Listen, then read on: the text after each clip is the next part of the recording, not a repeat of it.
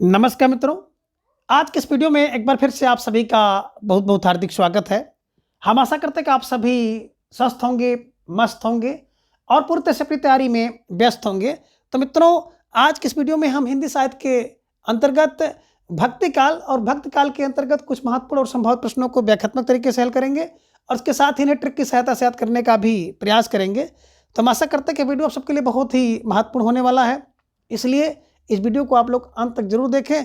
Channel पर नए हैं तो चैनल को सब्सक्राइब कर लें। उसके साथ ही अगर आपको थोड़ा सा भी उचित लगता है तो इस वीडियो को अपने जो परिचित लोग हैं उनके पास भी शेयर कर सकते हैं। और इसके पूर्व की वीडियो में हम लोगों ने कुल 200 प्रश्नों को देखा था, तो आज के इस वीडियो में उसके आगे के प्रश्नों को हम लोग जानेंगे। तो जैसा कि स्क्रीन पर आप देख पा रहे हैं प्रश्न संख्या 201 कि सूर समाना चंद में दहु किया घर एक, मन का चिंता तब भया कुछ पुरबलिया लेख। इन पंक्तियों के रचनाकार हैं तुलसीदास, सुंदरदास, दादू दयाल या कबीरदास।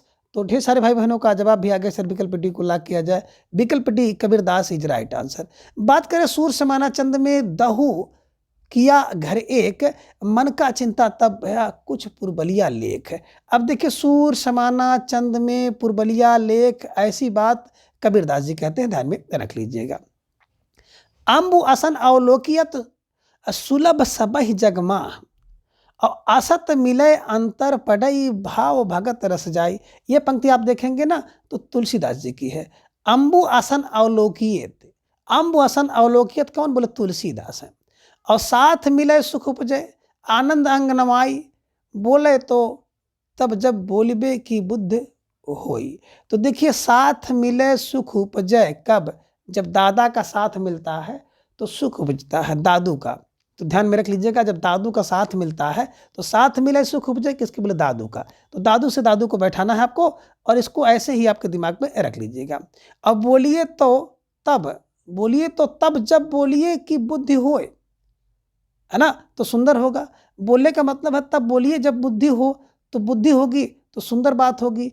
और ना तो मुख मौन रखिए, चुप हो रहिए, बड़ी सुंदर बात है। आपको भी देखे होंगे समाज परिवेश में जब बच्चे रहते हैं तो कहता भैया बोलना है तो सुंदर बात बोलो, अच्छी बात बोलो और नहीं शांत में मार करके चुप रहिए। सुंदर सुंदर सुंदर दास की पंक्ति है, ध्यान में रखिएगा। प्रश्न संख्या 202 है कि आचार्य रामचंद्र शुक्ल के अनुसार कबीर ने अपनी साखियों में सदुक्कड़ी भाषा का प्रयोग किया है। सदुक्कड़ी से उनका अभिप्राय है ब्रज भाषा में स्थित पूर्वी बोली, ब्रज भाषा में स्थित खड़ी बोली, राजस्थानी पंजाबी मिली खड़ी बोली और 5 भाषाओं के मिश्रण वाली बोली। प्रश्न संख्या 202 का जवाब आपको देना है। प्यारा सा प्रश्न आपके स्क्रीन पर है और ढेर सारे भाई बहनों का जवाब आ गया कि सदुक्कड़ी का मतलब होता है परा। परा, सदुक्कड़ी परा, यानी कि पंजाबी और राजस्थानी मिली खड़ी बोली जो होती है उसमें सदुक्कड़ी भाषा होती है। परा, पंजा परा, ध्यान में रखिएगा। परा पंजाबी, राजस्थानी और खड़ी बोली का मिश्रण होता है सदुक्कड़ी में। आचार्य रामचंद्र शुक्ल के अनुसार कबीर ने अपनी साखियों में सदुक्कड़ी भाषा का प्रयोग किया। सदुक्कड़ी से उनका अभिप्राय राजस्थानी पंजाबी मिली खड़ी बोली से है। अब देखिए, श्याम सुंदर दास ने कबीर की भाषा को पंचमेल खिचड़ी खिचड़ी सुंदर, मैंने आपको बताया था सुंदर फार श्याम सुंदर दास को। राम राम राम भाषा सदुक्कड़ी भाषा होती है, राम राम राम राम, यानी कि रामचंद्र की भाषा, है ना। हजारी प्रसाद द्विवेदी की भाषा का डिक्टेटर। अगर आपको कोई एक गलती कर दो या कोई नुकसान कर दो और आपको 1000 बात कोई सुना दे तो बाणी का डिक्टेटर है, तानाशाह है ना। और बच्चों की भाषा संत की भाषा होती है। कहते हैं ना, बच्चे जो बोलेंगे सत्य बोलेंगे, तो संत की भाषा बच्चों की भाषा बच्चन की है, ध्यान में रख लीजिएगा। ऐसा मानते हैं बच्चे झूठ नहीं बोलते हैं। प्रश्न संख्या 203 है कि इनमें से किसका समय सबसे पहले है? कबीरदास, रायदास, धर्मदास, दादू दयाल। तो आप सबका जवाब आना चाहिए और जवाब आ भी गया। अक्सर विकल्प बी को लॉक किया जाए, रायदास इज राइट आंसर। बात करें रायदास जी का जन्म 1388 ईस्वी में हुआ और इनका जो देहांत है 1518 ईस्वी में। कबीरदास जी के बारे में आप लोग जानते हैं 1398, 1518 में। धर्मदास 1400 पूरा और 1500 ईस्वी में पूरी इनका देहांत हुआ। दादू दयाल 1544 और 1603 इनका देहांत का समय है, इन्हीं की जन्मकाल है, ध्यान में रखिएगा। अब प्रश्न संख्या 204 है, सहजोबाई किस शाखा की रचनाकार हैं? कृष्ण भक्ति शाखा, राम भक्ति शाखा, ज्ञानाश्रय शाखा, प्रेमाश्रय शाखा।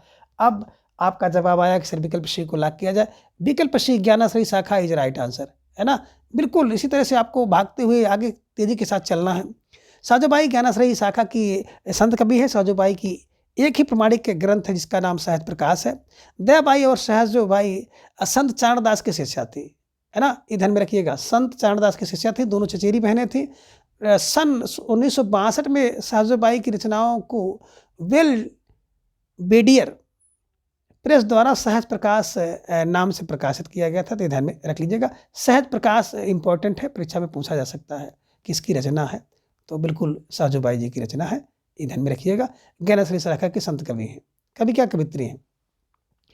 अब प्रश्न संख्या 205 है कि निर्गुण काव्य धारा की प्रवृत्ति है, वासरस की प्रधानता, प्रकृति पर चेतन सत्ता का आरोप, रूढ़ियों आडंबरों का विरोध, आश्रयदाता की प्रशंसा। ये एकदम बिल्कुल एकदम साफ साफ दिख रहा है कि सर विकल्प सी को लाग किया जाए।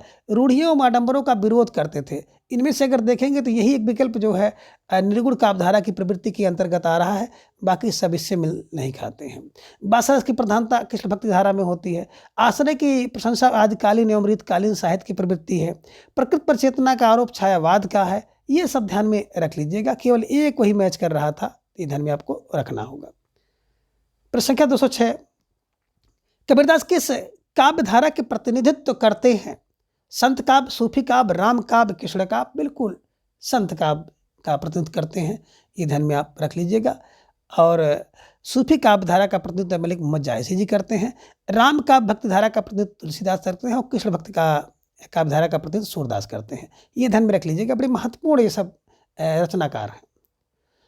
प्रश्न संख्या 207, निर्गुण संत कवियों में सर्वाधिक शास्त्रज्ञ एवं सुशिक्षित कौन थे। रज्जब, सुंदरदास, धर्मदास, दादू दयाल।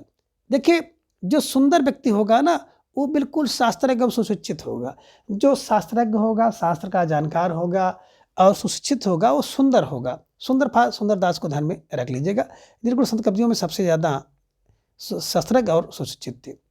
दादू दयाल कैसे थे। सुंदरदास निर्गुण संत कवियों में सर्वाधिक शास्त्रज्ञ एवं सुशिक्षित थे। सुंदरदास ने काशी में रहकर संस्कृत व्याकरण साहित्य तथा दर्शन का गंभीर अध्ययन करने के पश्चात 12 वर्ष तक योग साधना किया।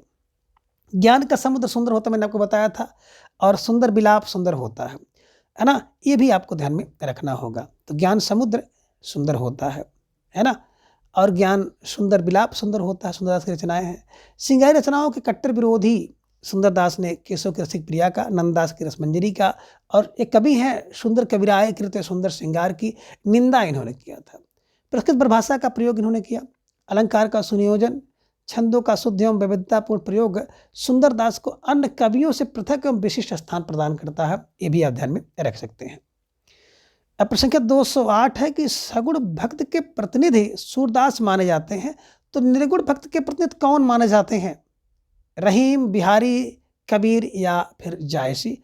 तो आपको जवाब देना है कि सगुण भक्त की प्रतिनिधि सूरदास, तो निर्गुण के कौन है। जवाब आपका आ गया प्यारा सा कि सर विकल्प सी को लाग किया जाए। विकल्प सी कबीर इज राइट आंसर, है ना। देखिए, सगुण भक्त के प्रतिनिधि कभी सूरदास माने जाते हैं, तो निर्गुण भक्त के प्रतिनिधि कबीर माने जाते हैं। आचार्य रामचंद्र शुक्ल ने भक्ति काल को 2 धाराओं में सगुण एवं निर्गुण तथा 4 शाखाओं में रामाश्रय, कृष्णाश्रय, ज्ञानाश्रय, प्रेमाश्रय में बांटा। तुलसीदास रामाश्रय के, सूरदास कृष्णाश्रय के, कबीर ज्ञानाश्रय के और मलिक मोहम्मद जायसी प्रेमाश्रय शाखा के प्रतिनिधि कभी स्वीकार किए जाते हैं। प्रश्न संख्या 209 है कि निम्नलिखित ग्रंथों को उनके लेखकों के साथ सम्मिलित करना है। सूची 1 में आप देख रहे हैं कि कुछ ग्रंथ हैं और सूची 2 में उनके रचनाकार हैं। एक में देख रहे हैं सर्वंगी और ज्ञानबोध, प्रेम प्रकाश, शब्द सागर है। तो सबको आपको मिलाना होगा। देखिए, सर्वंगी की बात हम लोग करते हैं ना, तो बिल्कुल सर्वंगी कौन होता है। रब जब चाहेंगे तब व्यक्ति सर्वांगी होता है, सब कुछ जानने वाला हो जाता है। सर्वांगी कब होगा, जब रब चाहेंगे, रज्जब। ज्ञान का बोध, अभी एकदम बिल्कुल आपने देखा कि मलुक, ज्ञान के बोध में मलुक की लुक की जरूरत नहीं होती है। अब प्रेम प्रकाश धरती पर, धड़ी प्रेम प्रकाश, इसको गा को काश मान सकते हैं। तो प्रेम प्रकाश धरणीदास का है। और शब्द का सागर जो होता है ना, बूला साहब का है। बूला साहब का ध्यान में रख लीजिएगा। तो ज्ञान का बोध मलुक का होता है। और अभी आपने एक रचना और देखा था, ज्ञान का समुद्र। तो ज्ञान समुद्र सुंदर होता है और ज्ञान का बोध मलुक का होता है। ये ध्यान में रखना होगा और इसको बिल्कुल ऐसे ही दिमाग में बैठाना होगा, है ना। इसके हिसाब से अगर आप देखेंगे तो विकल्प बी, है ना, ए का 3, बी का 1, सी का 2 और डी का 5 इज राइट आंसर।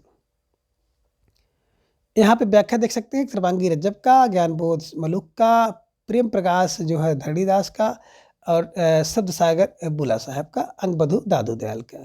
ये ध्यान में आपको रखना होगा। आप संख्या 210 है कि हरडेवाणी एवं अंगबधू किसकी वाणी के संकलन है? सुंदरदास के, दादू दयाल के, मलुकदास के, कबीरदास के। तो सब जान रहे हैं हरदेवाणी और अंगबधू जो है दादू दयाल की वाणी का संकलन है। ये आपको ध्यान में रखना होगा। हिंदी साहित्य के भक्त काल के संत काव्यधारा, धर्म सुधारक, समाज सुधारक एवं रहस्यमयी कवि दादू दयाल दादू पंथ के प्रवर्तक थे। एक आपको यहाँ से मिलेगी जानकारी कि दादू पंथ के प्रवर्तक थे। दादू प्रतिभाशाली कवि थे।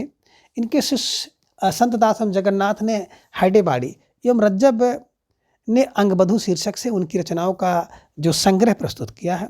सुख सागर, ज्ञान बोध, रतन खान, भक्त विवेक, वारा खड़ी आदि मलुकदास के प्रमाणिक ग्रंथ हैं। ज्ञान समुद्र, सुंदर विलास सुंदरदास की रचनाएं हैं।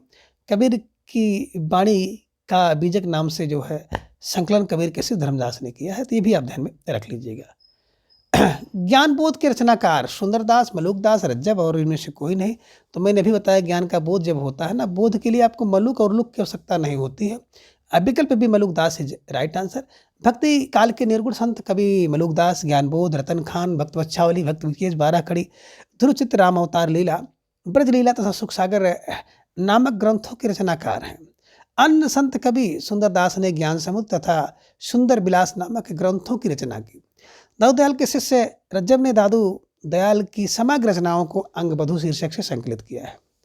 प्रश्न संख्या 212 है कि चंडी चरित्र किसकी विशिष्ट साहित्यिक रचना है? गुरु गोविंद सिंह, अर्जुन सिंह, रामदास या फिर अंगद की? तो 212 का जवाब फौरन आ गया कि सर विकल्प ए को ला किया जाए, गुरु Govind Singh is right answer. Chandi चरित्र किसका? बोलो गोविंद का, गोविंद सिंह का। चंडी चरित्र गोविंद सिंह का। तो गोविंद फार गुरु गोविंद सिंह को ध्यान में बैठाना होगा, है ना। चंडी चरित्र सिखों के 10वें एवं अंतिम गुरु गुरु गोविंद सिंह की विशिष्ट साहित्यिक कृति है। 10वां स्कंद गुरु गोविंद सिंह की रचनाओं का संग्रह है। सिख गुरु अर्जुन देव ने गुरु ग्रंथ साहिब नामक पुस्तक का संकलन किया। यह पुस्तक सिखों का सबसे पवित्र धार्मिक ग्रंथ है। प्रश्न संख्या 213 है कि निम्नलिखित में से संत काव्य परंपरा के अंतर्गत न आने वाले कवि का नाम? कबीर, दादू, नानक या फिर नंददास? आपका जवाब फौरन आ गया सर, विकल्प डी को लाइक किया जाए। विकल्प D Nanddas is right answer. बात के नंददास कृष्ण भक्त शाखा के अष्ट छाप के प्रमुख कवि हैं। संत काव्य परंपरा में से इनका कोई संबंध नहीं है। कबीर, दादू, नानक, रायदास, मलुकदास, सुंदरदास आदि निर्गुण संत काव्य परंपरा के प्रमुख कवि हैं, ध्यान में रखना है। प्रश्न संख्या 214 है कि इनमें से कौन सा कथन असत्य है? ये है ज्ञानश्री शाखा के कवि निराकार की उपासना करते थे। बी में आप देख रहे हैं कबीर संत कवि हैं। सी में प्रभु जी तुम चंदन हम पानी रायदास की पंक्ति है और संत तुलसीदास ज्ञानश्री शाखा है। तो कौन एक असत्य है? देखिए यहाँ पे बिल्कुल विकल्प डी आप सबका जवाब आया कि संत तुलसीदास ज्ञानश्री शाखा कवि नहीं है, बल्कि संत तुलसीदास की बात करते हैं तो सगुण काव्यधारा के अंतर्गत आते हैं, रामाश्री शाखा के अंतर्गत। ठीक है, यही असंगत था। तो भक्ति काल में भक्ति की दो शाखाएं प्रभावित हुई, जिनमें निर्गुण धारा, सगुण धारा। निर्गुण के अंतर्गत ज्ञानाश्रय शाखा और प्रेमाश्रय शाखा प्रमुख थी। सगुण काव्यधारा के अंतर्गत राम भक्ति शाखा एवं कृष्ण भक्ति शाखा प्रमुख थी। इसमें तुलसीदास राम भक्ति शाखा के प्रमुख नायक थे। सूरदास कृष्ण भक्ति शाखा के अवलंब थे। अतः तुलसीदास ज्ञानाश्रय शाखा ना हो करके राम भक्ति शाखा के साहित्यकार हैं। नीमा किस कवि की माता का नाम था? रहीमदास, सूरदास, कबीरदास, तुलसीदास? तो बिल्कुल विकल्प सी कबीरदास इज राइट आंसर, है ना। देखो नीरू और नीमा नामक मुस्लिम या जुलाहा दंपत्ति ने लहर तारा नामक तालाब के पास जो है एक बालक नवजात था, जिसे ला करके पालन पोषण किया था। वही बालक आगे चल के कबीर के नाम से प्रसिद्ध हुआ। तो ये ध्यान में रखिएगा, कबीरदास की जो माता हैं उनका नाम था नीमा, ध्यान में रखिएगा। ठीक है, चलिए। नीमा निर्गुण काव्यधारा के प्रमुख संत कवि कबीर की माता का नाम था, जिसे कबीर का पालन पोषण किया था। जबकि अन्य जन्म देने वाली कोई विधवा ब्राह्मणी थी, जिसके विषय में एक दोहा आप देख सकते हैं यहाँ पर है, तो इसको भी आप लोग देख सकते हैं। हालांकि इसका कोई विशेष महत्व तो नहीं है, लेकिन आप लोग देख लीजिएगा। प्रश्न संख्या 216 कि इसमें कोई संदेह नहीं कि कबीर को राम नाम रामानंद जी से ही प्राप्त हुआ, पर आगे चलकर कबीर के राम रामानंद के राम से भिन्न हो गए। ये कथन किसका है? राहुल सांकृत्यायन, रामचंद्र शुक्ल, हजारी प्रसाद द्विवेदी या फिर माता प्रसाद पांडे? बिल्कुल आप सबका जवाब आया सर, विकल्प बी को लॉक किया जाए। विकल्प B Ramchandra Shukla is right answer, है ना। देखिए मित्रों, इसमें कोई संदेह नहीं, जहां पे कोई संदेह नहीं आ जाए, इसमें कोई संदेह नहीं है। तो किसमें कोई संदेह नहीं है? रामचंद्र में। रामचंद्र में कोई संदेह नहीं है, तो कोई संदेह नहीं है। जैसे आप देखिएगा, रामचंद्र शुक्ल को आप बैठा लीजिएगा, इसमें कोई संदेह नहीं है। कबीर को राम नाम रामानंद जी से प्राप्त हुआ, पर आगे चल करके कबीर के राम रामानंद के राम से भिन्न हो गए। यह कथन रामचंद्र शुक्ल के का है। रामानंद कबीरदास के गुरु थे। बच्चन सिंह के अनुसार हिंदी भक्ति काव्य का प्रथम क्रांतिकारी पुरस्कर्ता कबीर हैं। कबीर की वाणी के संग्रह उनके शिष्य धर्मदास ने बीजक नाम से 1464 ईस्वी में किया, जो कि रमैनी, शबद, साखी 3 भागों में विभक्त है। हजारी प्रसाद द्विवेदी ने इन्हें वाणी का डिक्टेटर कहा। रामचंद्र शुक्ल ने इनकी भाषा को सधुकड़ी भाषा, और श्याम सुंदर दास जी के बारे में आप लोग जान रहे हैं, इनकी भाषा को पंचमेल खिचड़ी कहा है। और डॉक्टर बच्चन सिंह ने इनकी भाषा को संत भाषा कहा है। इसको आपको ध्यान में रखना होगा। प्रसंग 217 है कि बहुत दिनन थे मैं प्रीतम पाए, भाग बड़े घर बैठे आए, मंगलाचार माही मन राखो, राम रसायन रसना चाखो। किसकी पंक्ति है? ये तुलसीदास की, बीरादास की, सिदादू की, कबीरदास की। तो प्रश्न संख्या 217 का जवाब आप सबका आ गया कि सर विकल्प है डी को लॉक किया जाए। विकल्प डी, उपयुक्त काव्य पंक्तियां निर्गुण काव्य धारा के प्रतिनिधि कवि कबीरदास जी की है, ध्यान में रख लीजिएगा। विकल्प D Kabirdas is right answer. आप व्याख्या देख सकते हैं कि कबीरदास की पंक्ति है। अब प्रश्न संख्या 218 है कि कबीर की भाषा के संदर्भ में कौन सा वाक्य गलत है? भाषा में खारापन है, कहीं कहीं भाषा गंवारू लगती है, साहित्यिक कोमलता है, भाषा में अक्खड़पन है। अब 218 का जवाब आप सबको देना था, और इसके हिसाब से देखेंगे सबसे सटीक यही है कि साहित्यिक कोमलता है। विकल्प सी इज राइट आंसर, है ना। यही गलत है ना।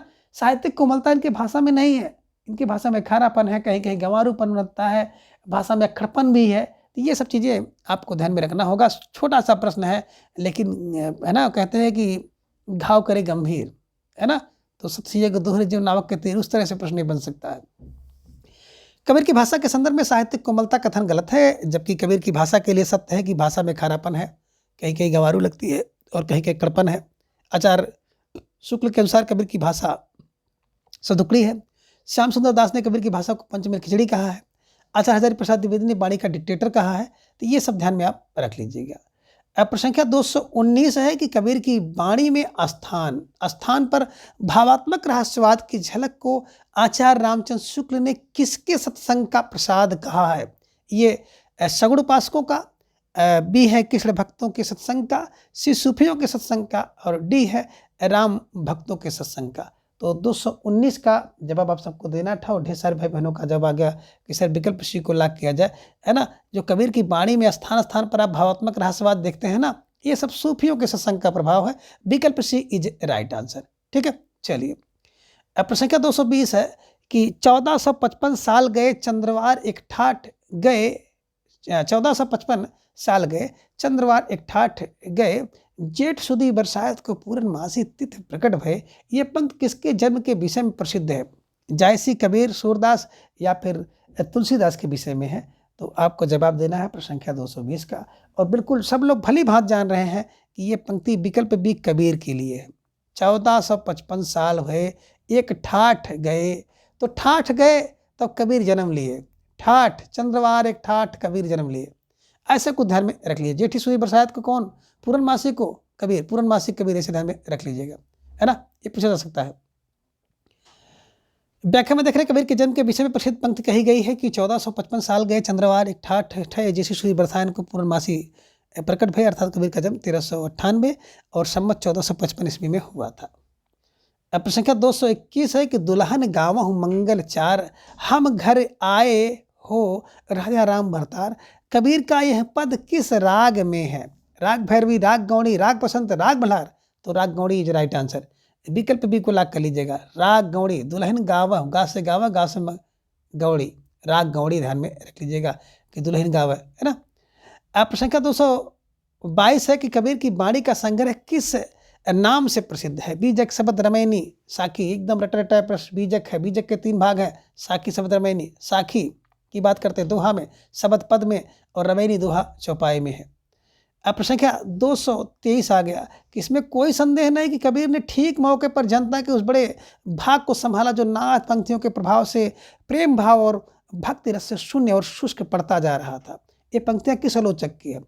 आचार्य रामचंद्र शुक्ल की, आचार्य हजारी प्रसाद द्विवेदी की, रामस्वरूप चतुर्वेदी की, डॉक्टर नागेंद्र की। बिल्कुल इसमें कोई संदेह नहीं। जैसे देखिए तो बिल्कुल रामचंद्र शुक्ल में कोई संदेह नहीं, कोई संदेह नहीं है। बस रामचंद्र शुक्ल को आप दिमाग में बैठा लीजिएगा। अब इसके पहले आपने देखा था इसमें कोई संदेह नहीं कबीर को, है ना, कि कबीर को जो राम नाम रामानंद से मिला था, आगे चलकर कबीर का रामानंद राम से भिन्न हो गया था, उसमें कोई संदेह नहीं। और यहाँ पर देख रहे हैं कि इसमें कोई संदेह नहीं, कबीर ने ठीक मौके पर जनता को उस बड़े भाग को संभाला, तो कोई संदेह नहीं। जैसे देखिए बस रामचंद्र शुक्ल, तो रामचंद्र शुक्ल में कोई संदेह नहीं। संदेह मत करना, नहीं तो भटक जाओगे। ठीक है, रामचंद्र शुक्ल को आप बैठा लेना। आचार्य रामचंद्र शुक्ल के संदर्भ में आपने देखा हिंदी साहित्य के इतिहास में इन्होंने लिखा है कि इसमें कोई संदेह नहीं है कि कबीर ने ठीक मौके पर जनता के उस बड़े भाग को संभाला जो नाथ पंथियों के प्रभाव से प्रेम भाव और भक्ति से शून्य और शुष्क पड़ता जा रहा था। अब प्रश्न संख्या 224, किस काव्य धारा में मूर्ति पूजा और अवतारवाद का विरोध किया गया था? सगुण काव्य धारा, संत काव्य धारा, कृष्ण काव्य धारा या राम काव्य धारा? जवाब आपका आना चाहिए और आया भी कि सर जो मूर्ति पूजा अवतारवाद का विरोध संत करते थे। संत काव्य धारा ध्यान में रख लीजिएगा कि मूर्ति पूजा और अवतारवाद का विरोध किया। संत काव्य धारा के प्रतिनिधि कवि कबीरदास हैं, जबकि कृष्ण काव्य धारा के प्रतिनिधि सूरदास हैं, राम काव्य धारा के तुलसीदास हैं। आप लोगों ने इसके पहले भी देखा था। अब प्रश्न संख्या 225 है कि अपने काव्य के आधार को स्पष्ट करते हुए किसने कहा कि मैं कहता आँखन देखी, तू कहता कागज लेखी? जायसी सूर, कबीर या तुलसी? तो बिल्कुल सही जवाब विकल्प सी, Kabir is right answer. Kabir ने कहा मैं कहता आँखन देखी, तू कहता कागज लेखी। का से कागज, का से कबीर, ध्यान में रख लीजिएगा। और प्रस्तुत पंक्ति की बात अगर की जाती है, जबकि अन्य नाम जायसी सूर तुलसी इस पंक्ति से कोई संबंध नहीं रखते हैं। अब प्रश्न संख्या 226 है कि ज्ञानाश्रयी निर्गुण काव्य का दार्शनिक आधार क्या है? शुद्धाद्वैतवाद, विशिष्टाद्वैतवाद, द्वैतवाद या फिर अद्वैतवाद? 226 का जवाब चाहिए। और ढेर सारे भाई बहनों ने दे दिया कि ज्ञानाश्रयी का अद्वैतवाद इज राइट आंसर। विकल्प डी को आप लोग बिल्कुल छाप लीजिएगा, है ना। ज्ञानाश्रयी काव्य का जो दार्शनिक आधार अद्वैतवाद है। इस शाखा के प्रमुख कवि कबीरदास हैं, जबकि शुद्धाद्वैत से प्रभावित सूरदास हैं। सा से शुद्ध, सा से सूरदास। और विशिष्ट तो तुलसी हैं राम वाले, तो ध्यान में रख लीजिएगा। विशिष्टाद्वैत से प्रभावित है तुलसीदास। ठीक है, तो विशिष्ट क्या है? विशिष्ट तू है, तू फॉर तुलसी, है ना। शुद्ध कौन है? सूर्य। और अद्वैत कौन है? ज्ञान वाले। ज्ञान ये ध्यान में रख लीजिएगा, कबीरदास के संदर्भ में कहा जा सकता है। यहाँ से प्रश्न बन सकता है, इसलिए इस छोटी चीज़ों को भी आप लोग दिमाग में रखते रहिए। प्रश्न संख्या 227 है कि रायदास किस धारा एवं शाखा के कवि हैं? सगुण कृष्ण भक्त शाखा, निर्गुण ज्ञानाश्रयी शाखा, निर्गुण प्रेमाश्रयी, सगुण राम भक्ति? तो बिल्कुल सब जान रहे हैं कि रायदास ऐसी हमारी जात से हमारा, है ना, निर्गुण ज्ञानाश्रयी शाखा। विकल्प बी इज राइट आंसर। ये आपको ध्यान में रखना होगा। रायदास निर्गुण काव्यधारा के ज्ञानाश्रयी शाखा के कवि हैं। इनके अतिरिक्त कबीर, दादू, सुंदर, धर्मदास, पीपा, धन्ना, सेन आदि कवि इस शाखा में आते हैं। जबकि निर्गुण के प्रेमाश्रयी शाखा के प्रमुख कवि जायसी रायदास रामानंद के शिष्य परंपरा में आते हैं। ये कृष्ण भक्त की कवित्री मीराबाई के गुरु भी माने जाते हैं। ये भी आपको ध्यान में रखना होगा। प्रश्न संख्या 228 है कि जाके कुटुंब सब ढोर ढोवंत, फिर ही आजहू बनारसी आसपासा, आचार सहित विप करहि दंडवती, तीन तनय रविदास दासानुदासा। इन काव्य पंक्तियों में किन भावों की अभ्यंजना हुई है? लोक व्यवहार, वर्ण व्यवस्था, विनय, गर्भोक्ति? तो बिल्कुल कोड आप देख लीजिएगा। इस कोड के हिसाब से आपको जवाब देना है कि इनमें कौन कौन सही है। तो ढेर सारे भाई बहनों का जवाब आ गया कि ए बी सी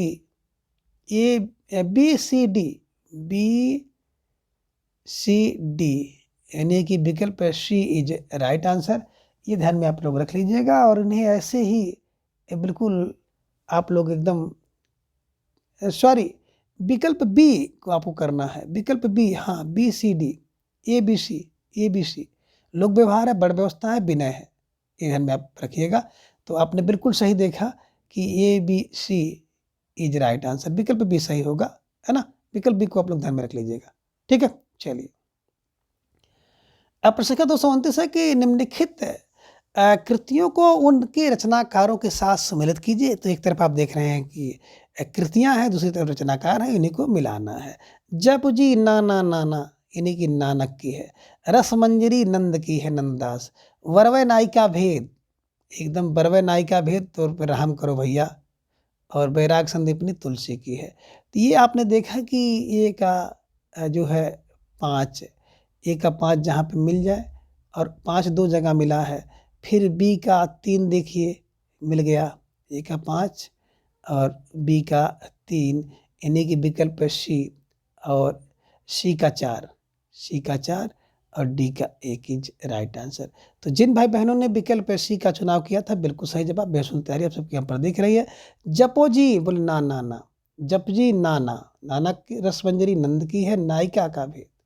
वर्व नायिका, वर्व नायिका, नायिका पर रहम करो। और बैराग संदीपनी तुलसी, ठीक है। अब संख्या 230 है कि कबीरदास को मानवतावादी कवि क्यों कहा जाता है। ए, वे मानव थे। बी, वे मानव के बीच नहीं रहते थे। उन्होंने मानव मानव में भेद ना करते हुए सबके उत्थान की बात की। और डी है कि मानव की पीड़ा की परवाह नहीं की। 230 का जवाब आ गया। अक्सर विकल्प सी को लॉक किया जाए। विकल्प सी, उन्होंने मानव मानव में भेद ना करते हुए सबके उत्थान की बात की। विकल्प सी इज ए राइट आंसर। अब प्रश्न संख्या 231 है कि रायदास का दूसरा नाम हरिदास, रविंदास, रविदास या दादू। विकल्प सी रविदास इज राइट आंसर, ध्यान में रख लीजिएगा। और आप इसकी व्याख्या देख सकते हैं कि रायदास का दूसरा नाम रविदास था। रायदास भक्तिकालीन कवि हैं और रायदास मीराबाई के गुरु एवं रामानंद के शिष्य थे। ये बनारस के निवासी तथा जात के चमार थे। कहा कथन इनका है कि मन चंगा तो कठौती में गंगा, ऐसी मेरी राय है। तथा प्रभु जी तुम चंदन हम पानी, ऐसी मेरी राय है। ये भी इनकी ध्यान में। प्रभु जी तुम चंदन हम पानी, प्रभु जी तुम दीपक हम बाती, ये भी मेरी राय है। प्रश्न संख्या 232 है, कबीर को प्रवर्तक माना जाता है सगुण संप्रदाय का, पुष्टमार्गी संप्रदाय का, सखी या निर्गुण। विकल्प डी निर्गुण संप्रदाय इज राइट आंसर, ये ध्यान में रखिएगा। कबीर को निर्गुण संप्रदाय का प्रवर्तक माना गया है। कबीर निर्गुण भक्त के ज्ञानश्री शाखा के प्रतिनिधि कवि हैं। पुष्टमार्गी संप्रदाय के प्रवर्तक बल्लभाचार्य, सखी संप्रदाय के स्वामी हरिदास, सगुण संप्रदाय के प्रतिनिधि कवि गोस्वामी तुलसीदास है। अब प्रश्न संख्या 233 है कि गुरु ग्रंथ साहब में किस कवि की रचनाएं संकलित हैं। विद्यापति की, कबीर की, जायसी की, जयदेव की। तो गुरु ग्रंथ साहब में आप देखेंगे ना, तो बिल्कुल कबीरदास की भी कुछ रचनाएं उसमें संकलित हैं। अब विकल्प बी को आप लोग ध्यान में बैठा लीजिएगा, ठीक है। चलिए, अब प्रश्न संख्या 234 है, उलट बासियां किसने लिखी है। कबीर, तुलसीदास, सूरदास, रहीमदास। तो उलट बासी लिखने में कबीरदास जी हैं। विकल्प ये ध्यान में रख लीजिएगा और इन्हें ऐसे ही दिमाग में बैठा लीजिएगा। एक उल्टवासी का नमूना भी आप यहाँ पे देख सकते हैं कि एक अचंभा देखा रे भाई, ठाढ़ा सिंह चरावे गाई, और पहले पूत पीछे भय माई, चेला के गुर लागे पाई। प्रसंख्या सूफी का आपसे कुछ प्रश्न आप यहाँ पर देख सकते हैं। 235 है कि फूल मरे पै मरे न बासु, फूल मरे पर पै मरे न बासु, यह प्रसिद्ध उक्ति किस कवि की है। दादू, कबीर, रायदास, जायसी। बिल्कुल आप लोग अगर पढ़े होंगे ना, तो विकल्प D Jayasi is right answer. Very very most important पंक्ति है कि फूल मरे पै मरे न बासु, जायसी, ठीक है। जायसी का पूरा नाम मलिक मोहम्मद जायसी था, जो कि सूफी काव्यधारा के कवि हैं। इनकी प्रसिद्ध रचना पद्मावत है, जो 1540 ईस्वी में रची गई है। जायसी ने पद्मावत के विषय में कहा है कि सन 927 कथा आरंभ बैन कवि कहा। जायसी की अन्य रचना है कन्हावत, अखरावत, आखिरी कलाम, इधर में आप रख लीजिएगा। रायदास की प्रमुख पंक्ति है, प्रभु जी तुम चंदन हम पानी, और प्रभु जी तुम दीपक हम बाती, है ना। इधर में आपको रख ला, मन चंगा तो कठौती में गंगा। प्रश्न का 236 है कि निम्न में कौन सा युग्म सुमेलित नहीं है। इंद्रावती नूर मोहम्मद की, कासिम हंस जवाहर की, चित्रावली उस्मान की, मधुमालती कुतुबन की। यही मधुमालती मंझन की रचना है, कुतुबन की तो मृगावती है। ये आपको ध्यान में रखना था, बाकी सब सुमेलित है, ये ध्यान में आप रख लीजिएगा। बात करें मधुमालती, कुतुबन की नहीं अपितु मंझन की रचना है। मधुमालती का रचना काल 1545 ईस्वी में है, इसमें कनेसर नगर के राजा सूरजभान के पुत्र मनोहर और महारस नगर नरेश विक्रम राय की कन्या मधुमालती की प्रेम कहानी का वर्णन है। से सभी रचनाएं सूफी काव्य धारा की हैं। कुतुबन की रचना मृगावती है। सूफी काव्य में मसनवी शैली का प्रयोग किया गया है।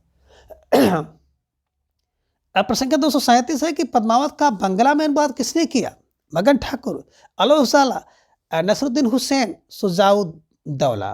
तो बिल्कुल पद्मावत का बंगला में अनुवाद जो किया था अलो उजाला ने किया था, मगन ठाकुर ने कराया था। ये ध्यान में आपको रखना होगा कि पद्मावत का बंगला में अनुवाद अलो उजाला ने किया था।